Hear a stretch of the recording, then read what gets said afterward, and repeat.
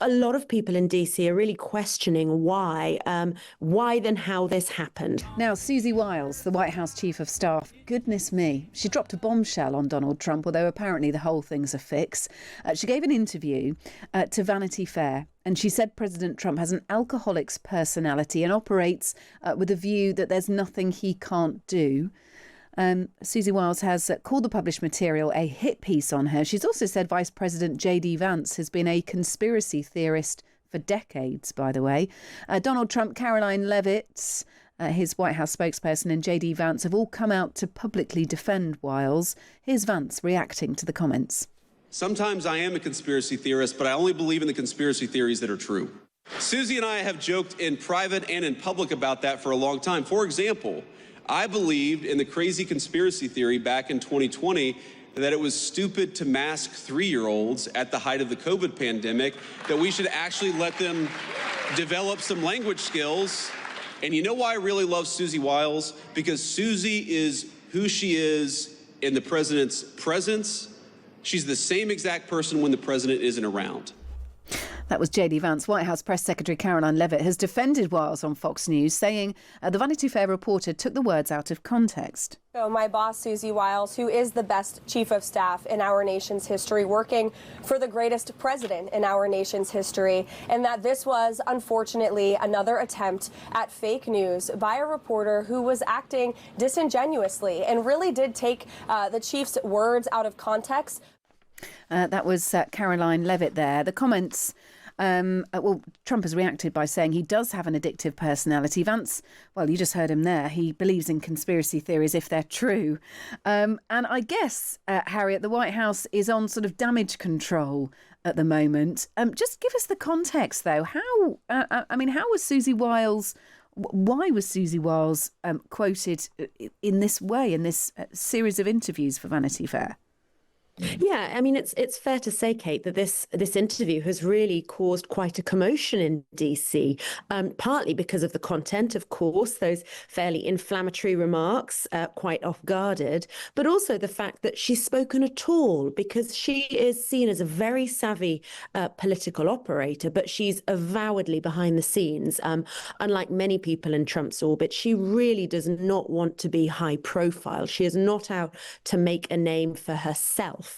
She very much likes being in the shadows, and she doesn't give interviews. She's not out there talking about herself and her own opinions. And people who've worked with her say that's why it's such a good partnership right now, because she is encouraging Trump to be himself. She is managing the staff on his behalf, but she is not attempting to manage him, which actually is where some of her predecessors came a cropper. People like John Kelly were trying to control Trump, whereas she is really just letting him get on with it. OK. What else has Susie Wiles had to say? Are there any other big headlines from this? Yeah, I mean, I think a lot of people in DC are really questioning why then how this happened. So Donald Trump has said that they believe that the interviewer was purposefully misguiding Susie Wiles, that she was deceived. He also said that she gave a couple of short interviews. That's actually not the case, because it was conducted over the course of a year, which in itself is quite remarkable. I mean, I think the most plausible explanation I've come across is that actually the reason is that Susie Wiles maybe didn't understand that she was speaking to the reporter for comments that would be quoted to her name, and perhaps thought it was some sort of background interview. But to do that over the course of a year and without setting out the terms is really quite remarkable indeed. I mean, especially as someone who is the White House Chief of Staff and someone who's politically incredibly experienced. She also spoke about Elon Musk as well, an avowed ketamine user who sleeps in a sleeping bag in the EOB, the Executive Office building adjacent to the White House. He's an odd duck, as I think geniuses are, she said. You know, it's not helpful, but he is his own person. She said there may be an element of retribution in Trump's efforts to pursue criminal cases against political adversaries or perceived foes. Note the BBC. OK, all right. I mean, I suppose this will blow over, will it? Is there anything else that we're expecting to hear on this one? Well, I mean, Donald Trump has said very much that he stands behind her, that he doesn't feel that this changes her ability to do the job. I mean, she's really seen as being a linchpin of this second term for him. And, if you remember, Kate, for the first term, there was such an incredible turnover of staff. There was real plague of leaking, and it was really dysfunctional. This time round, it's been very different. And a lot of credit is given to Susie Wiles. And I think Trump realizes that. Look, one more from you. She had scathing criticism for the Attorney General Pam Bondi's handling of the Epstein files. By the way, we should get the full release from the DOJ, the Department of Justice, on Friday, I believe. All of the Epstein files are mandated to be released if the DOJ play ball on it. But anyway, on Pam Bondi, she said she completely whiffed by handing out binders full of nothingness to MAGA influences and falsely claiming there was a client list on her desk. Wiles confirmed that Trump is in the file, but denied any evidence of wrongdoing, chalking it up to him and Epstein being young, single playboys. Well. It certainly makes for interesting reading. So it does. Harriet, let's move on. To talk about the Trump administration claiming that the White House ballroom construction project must continue for reasons of national security. This is after the National Trust for Historic Preservation filed a lawsuit to halt building work.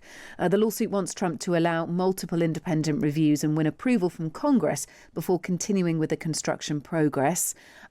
What are Trump's plans? Just remind us, Harriet. What does he want to do? Yeah, so this started back in October and escalated incredibly rapidly. He talked about wanting to build a ballroom onto the White House because he noted that when there was a big state event, it had to be held in a marquee outside on the lawn because there wasn't a large facility like there is, for example, in the Elysee Palace in Paris. So he essentially demolished the East Wing. He got the bulldozers out, as of course is his passion as a real estate developer. The problem is that the National Association of Historic Preservationists, they are arguing that he did that without getting the proper permits, without going through the proper consultation. They accept that the president does have quite broad authority to change things, but there should have been, they say, a public consultation. And they say that the work needs to stop until that is all done. And this hearing actually, Kate, has started just now. So it's going on right now. I mean, he did seem to start construction without much consultation, didn't he? I suppose this is catching up with him now. Look, this plays into the even Susie Wiles' comment there about Donald Trump sort of thinking that he can do and get away with anything. This is yet another example, I suppose. Yes, absolutely. I mean, it's sort of shoot first and ask questions later, isn't it? I think people were quite shocked at the speed at which this happens because, as in most government issues and things normally move glacially, it's very slow to get all the permitting and all the processes and all of that done, whereas this was very, very rapid. Of course, that's partly Trump's own personal delight in bulldozers and building sites. He has joked that the First Lady doesn't particularly appreciate the noise, but it's going ahead, and that's why they're trying to stop it immediately. It must continue for reasons of national security. Does that stand up? Yeah, that's an imaginative argument, I think we can say. They didn't really expand on that. But I mean, they do point out with reason that presidents have in the past made additions to and changed the White House. They also point out that the East Wing that was demolished is not part of the original core structure of the White House. So there is some argument there. And some people would say, sure, the White House could have a ballroom. That's not a problem. I think the real issue is that they don't feel that there was the due process of the consultation that's normally required.